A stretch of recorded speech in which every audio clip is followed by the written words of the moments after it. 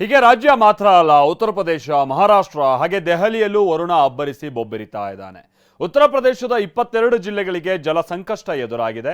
ಹೈದರಾಬಾದ್ನಲ್ಲಂತೂ ಕಾರ್ಗಳು ಬೋಟ್ಗಳಂತೆ ತೇಲ್ಕೊಂಡು ಹೋಗಿವೆ. ಬನ್ನಿ ಇದಕ್ಕೆ ಸಂಬಂಧಪಟ್ಟ ಹಾಗಿನ ರಿಪೋರ್ಟ್ ತೋರಿಸ್ತೀವಿ.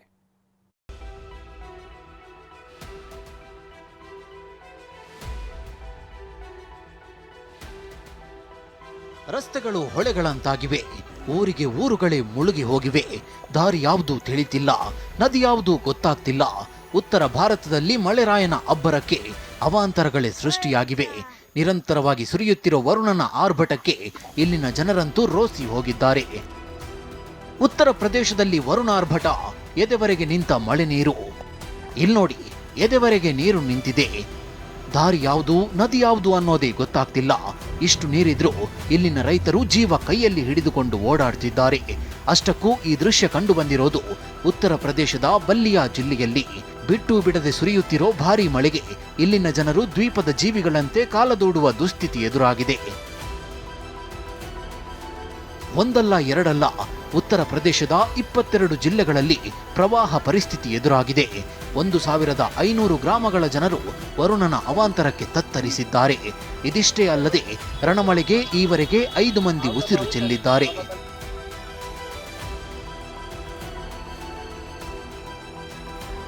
ಮಹಾ ಜಲಪಾತದಲ್ಲಿ ಸಿಲುಕಿದ ಪ್ರವಾಸಿಗರು. ಜಲಪಾತ ಮೈದುಂಬಿ ಹರಿಯುತ್ತಿದೆ. ಹೀಗೆ ಕಣ್ಣಿಗೆ ಮುದ ನೀಡೋ ದೃಶ್ಯ ನೋಡೋಕೆ ಬಂದವರ ಕತೆ ಏನಾಗಿದೆ ನೋಡಿ.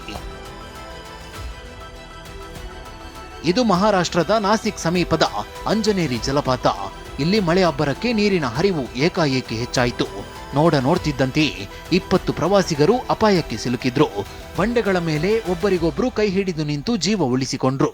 ಸತತ 6 ಗಂಟೆಗಳ ಕಾರ್ಯಾಚರಣೆ ಬಳಿಕ ಪ್ರವಾಸಿಗರನ್ನ ರಕ್ಷಣೆ ಮಾಡಲಾಯಿತು. ಇನ್ನು ಮುಂಬೈ ಪುಣೆ ಹೆದ್ದಾರಿ ಭಾರೀ ಮಳೆಗೆ ಮುಳುಗಿ ಹೋಗಿದೆ. ಈ ಹೆದ್ದಾರಿಯಲ್ಲಿ ಕಾರು, ಬೈಕ್ಗಳು ಥೇಟ್ ಬೋಟ್ಗಳಂತೆ ನಿಂತ ನೀರಿನಲ್ಲೇ ಓಡಾಡ್ತಿವೆ.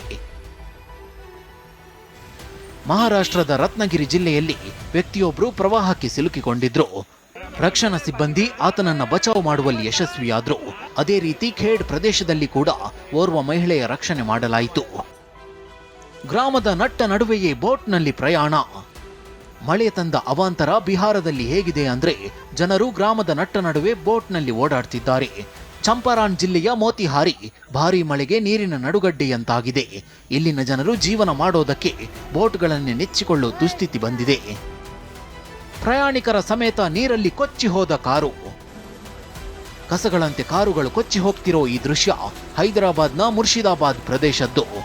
ಇಲ್ಲಿ ಮಳೆ ಅಬ್ಬರಕ್ಕೆ ಜಲಸಂಕಷ್ಟ ಎದುರಾಗಿದೆ. ಆಘಾತಕಾರಿ ಏನಂದ್ರೆ, ಯೂಸುಫ್ಗಢ ಪ್ರದೇಶದಲ್ಲಿ ಪ್ರಯಾಣಿಕರ ಸಮೇತ ಕಾರು ನೀರಿನಲ್ಲಿ ಕೊಚ್ಚಿ ಹೋಗ್ತಿತ್ತು.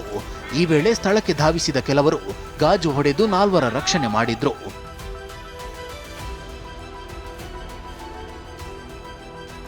ಇನ್ನು ರಾಷ್ಟ್ರ ರಾಜಧಾನಿ ದೆಹಲಿಯಲ್ಲಿ ರಸ್ತೆಗಳು ಜಲಾವೃತಗೊಂಡಿವೆ. ಸಿವಿಲ್ ಲೈನ್ಸ್ ಹಾಗೂ ಜನಪತ್ ರೋಡ್ ಅಕ್ಷರಶಃ ಜಲಮಯವಾಗಿ ಬಿಟ್ಟಿವೆ. ಪಂಡಿತ್ ಪಂತ್ ಮಾರ್ಗದಲ್ಲೂ ನೀರು ನಿಂತಿದ್ದು ವಾಹನ ಸವಾರರು ಪರದಾಡುವಂತಾಗಿದೆ. Bureau report, TV9.